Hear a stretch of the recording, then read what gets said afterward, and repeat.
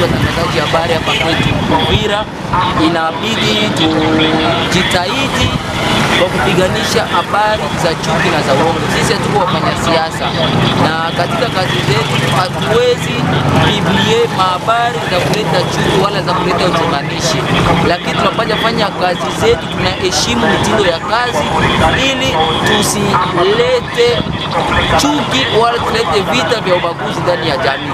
Ndio maana hatupashi kuwa upande wa wale ambapo wanazaga habari za chuki. Kazi yetu tunapoona zile habari za chuki, hatutazizaga kwenye maplatform zetu, kwenye maredio zetu, kwenye mamedia zetu. Tunaweza tukazistope, tunazikatala kabisa.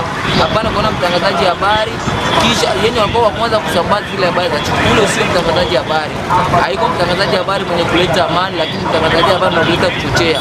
Ndio maana ninaalika watangazaji habari wanapotizama ile ujumbe ya chuki, wanaitia mbali, wanafanya nyingine ujumbe ambao inakuwa ujumbe ya ukweli, ikipinga ile ujumbe ya chuki. Ni watu watafanya kazi yao vizuri sana, na tutajenga jamii yetu bila ubaguzi.